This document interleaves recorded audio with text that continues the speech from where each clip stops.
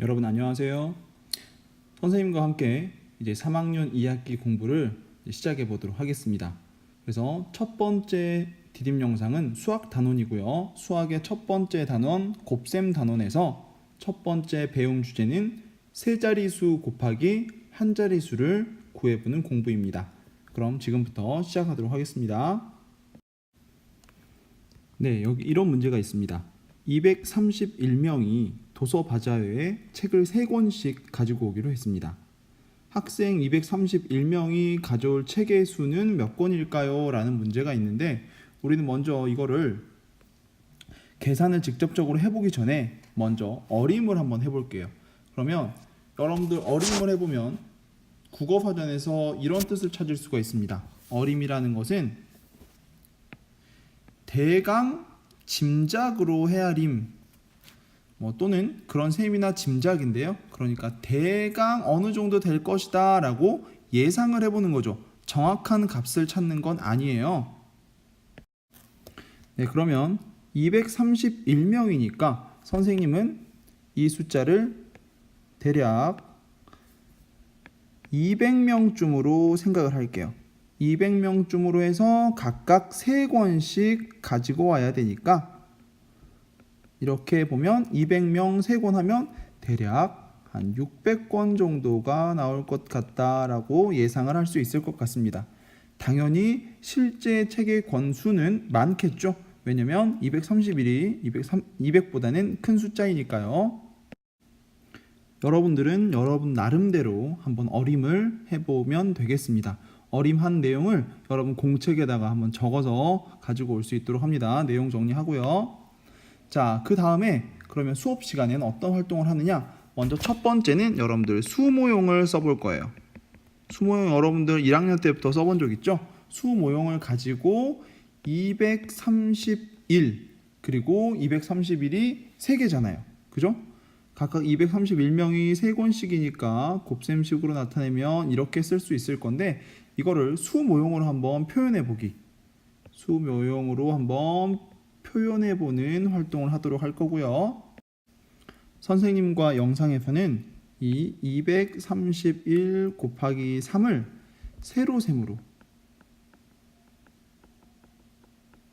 세로셈으로 어떻게 계산하면 될지 그 방법을 알아보도록 하겠습니다. 여러분들 1학기 때 두 자릿수 곱하기 몇십 몇 곱하기 몇 할 때도 세로셈으로 계산해 봤었죠? 이렇게 계산을 할 때는 꼭 중요한 건 자릿수, 자릿값을 맞춰야 되는데요. 여기에서 선생님 먼저 써보면 231 곱하기 1의 자리니까 이렇게 쓰도록 하겠습니다. 그럼 1학기 때 공부했던 내용을 잘 생각해 보면서 계산을 해보면 먼저 여기 있는 3이 2라고 곱해지죠? 1 곱하기 3 해서 3이 써지고요. 그리고 요 3이 이번엔 이 두 번째 가운데 있는 3과 곱셈을 합니다. 그런데 여기 선생님 빨간색으로 동그라미 친 3은 자, 이 3입니다. 이 3은 뭘 나타내죠? 그냥 1의 자리 3이 아니라 30을 나타내고 있습니다. 그죠? 그래서 30 곱하기 3 그래서 이 자리 하면 90이 되겠죠? 네. 다음 세 번째 녹색 동그라미 2 곱하기 3이 되는데 마찬가지로 여기 있는 녹색으로 동그라미 친 2는 그냥 2가 아니라 200을 나타내고 있습니다. 그럼 200 곱하기 3 계산을 하면 여기는 600이 나오겠죠. 200 곱하기 3 하니까요. 그렇게 해서 여기를 계산을 해보면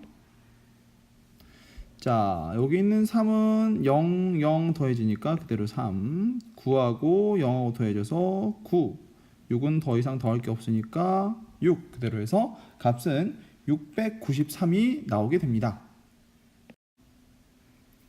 우리가 여기서 꼭 기억해야 될 부분은 여기 나와 있는 숫자 231이 여기가 100의 자리 숫자, 3은 10의 자리 숫자, 1은 1의 자리 숫자라는 것. 이걸 기억해야 되겠죠?